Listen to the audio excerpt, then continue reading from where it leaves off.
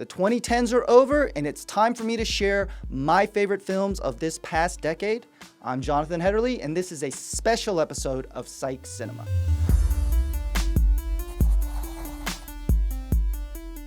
The 2010s were actually a phenomenal decade in films. It was really difficult to get this list down. I'm going to tackle 20 through 11 today, and then in a later episode, I'm going to count down my top 10. Now, for me, this is different than a top films of the last decade or the best films of the last decade. This is my favorite films. I recognize it's purely subjective, and I want the opportunity to be able to share an informed opinion of why these films still resonate with me. I look for pure filmmaking skill and craftsmanship, performance in terms of acting and immersing myself into a story and characters. But here's the third thing that really, to me, shifts a best film from a favorite film: rewatchability. It's the same thing about a favorite musical album or a favorite restaurant. Why would I only enjoy it one time? Quite honestly, there's a lot of films that don't make the list because of that. But before I get started, I want to draw attention to the shirt that I'm wearing. It's one of the ways that we want to really break the stigma of mental health, and that's part of what we do even when we're enjoying the psychological dissection of film. So if you love this shirt, we're going to link it below, and you can purchase one of your own. So let's dive right in. Number 20, Green Room, a tense thriller by Jeremy Saulnier. He really could be the next Coen brothers in terms of just sort of gothic and nihilistic suspense thriller. And this is really about this backwoods punk music club that eventually pits the band that's playing against a neo-Nazi group. It's incredibly tense and tight. It's lean. There's no fat to it. It's one of the best performances by the late Anton Yelchin, and it also has Patrick Stewart, of all people, playing a neo-Nazi leader. Highly recommended. Number 19.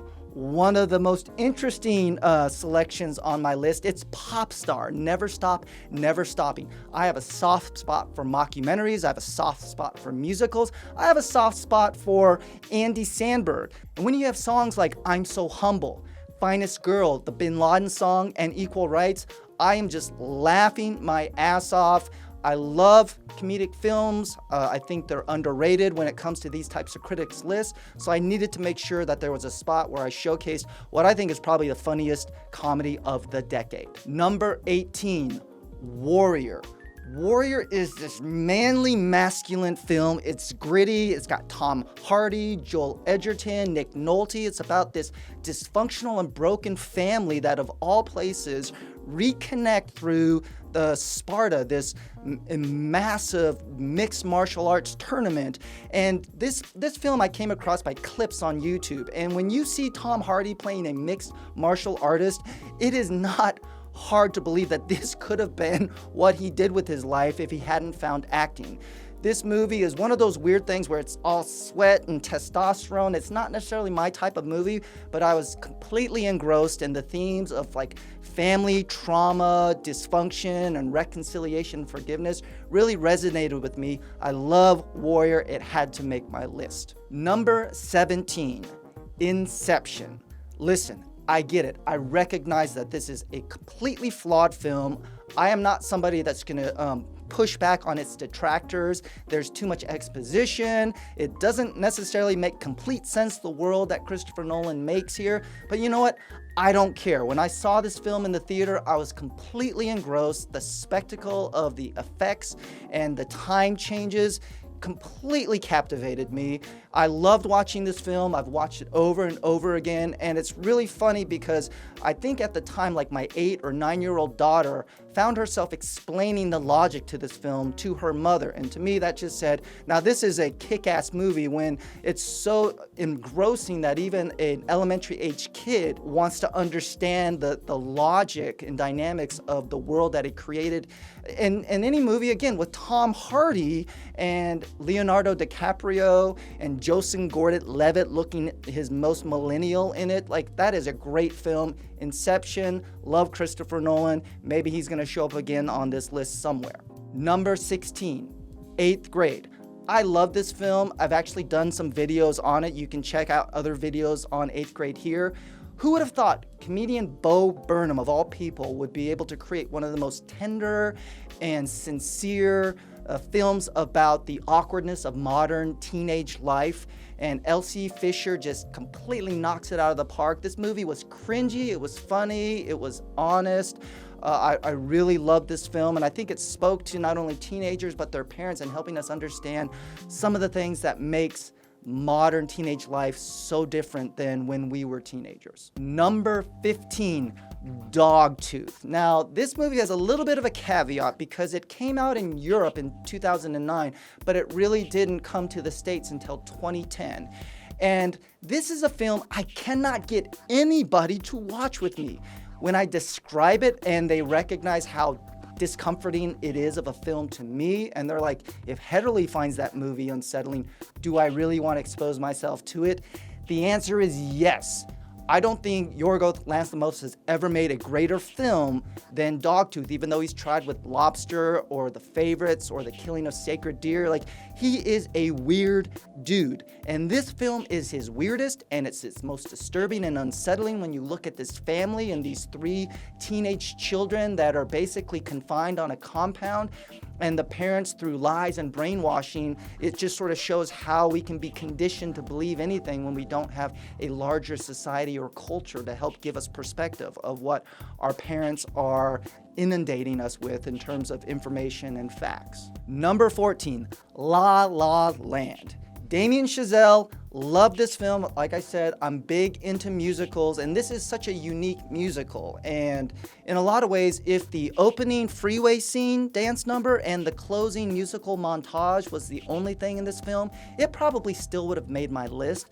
But when you add Ryan Gosling and Emma Stone into a film about the love of cinema, the love of jazz, and love and sacrifice, like, this movie had everything that I love. Now, I get it. The idea of a white man jazz-splaining to other people can be very off-putting, and in terms of just sort of the affluence and the culture of LA is not for everyone.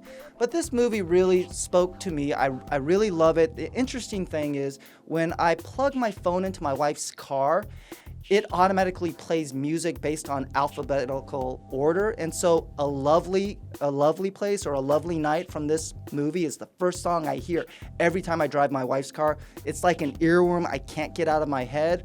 But some of the other music, like Audition or City of Stars, it's immediately hummable, it's memorable. I love this film. To me, it's aged well, it hasn't aged poorly. I've also done a Psych Cinema episode on La La Land that you better check out here or else. Number 13, The Perks of Being a Wallflower. This movie, it really is about the emotion that it captures. I think it is a well-made film. I think the performances are great. But in a lot of ways, I think the sum is greater than its parts, because this movie really touches on teenage mental illness, suicidality, gender and sexual politics and orientation. And to me, this film really kind of ushered in the decade of teen cinema, or even television for teenagers, that was willing to embrace and explore some of the more sensitive and heartbreaking aspects of modern teen life. Gender politics, sexual orientation, suicide, depression, childhood sexual abuse and molestation. And this film really announced the arrival of Ezra Miller as a tour de force actor, because even with his supporting role, he stole the movie away from Logan Lerman and Emma Watson, who really were, at the time, the main protagonists of this film. The Perks of Being a Wallflower, that's the type of high school experience I wanted. I never had, but those are my own issues. We can get to those later. Number 12, Moneyball. There is really no reason why I should like this movie. I'm not a huge baseball fan. I like Brad Pitt, but it's not as though this movie is exciting or it's funny. And yet, why do I keep watching this film whenever I have an opportunity? To me, it speaks to the story and the direction by Bennett Miller, this idea of translating old school baseball culture with analytics and modernization. To me, is really fascinating as you look at some of that generational divide through the lens of baseball, of all things. And it also announced the arrival of Jonah Hill as a serious dramatic actor, something, quite honestly, I didn't see coming through his roles like in Superbad and other things like 21 Jump Street. So this film really surprises me when I was doing this list how high I had to mark it. And then finally, number 11, Spotlight. This is old 70s type cinema, journalistic expose, exploring the true, unfortunately true life story of the Boston Globe editorial expose on the Catholic Church clergy abuse cover-up. This film reminds me of the golden age of cinema, the 70s, films like All the President's Men or films like The Conversation, is that it really is about a showcasing of actor and story. I thought it was well put together. It's something that I already knew the outcome, and yet they make it very gripping and engrossing. And the acting from Michael Keaton all the way to Mark Ruffalo, it is sensational. To me, it deserved its Best Win Picture over The Revenant at the Academy Awards. Spotlight, my number 11 film, favorite film of this decade. And so now we're gonna pause because I really wanna do another episode spotlighting my top 10 favorite films of this past decade. But what do you guys think so far of this list? Are some of these films ones that you wouldn't put on this, or would you even put it on a future episode, the most overrated films of this decade? Be sure to leave me your thoughts and comments below. Stay tuned when I go to the top 10 favorite films of the 2010s. That's going to be it for this episode. Thanks for watching. Until next time, I'm Jonathan Hetterly, and I'll see you at the movies.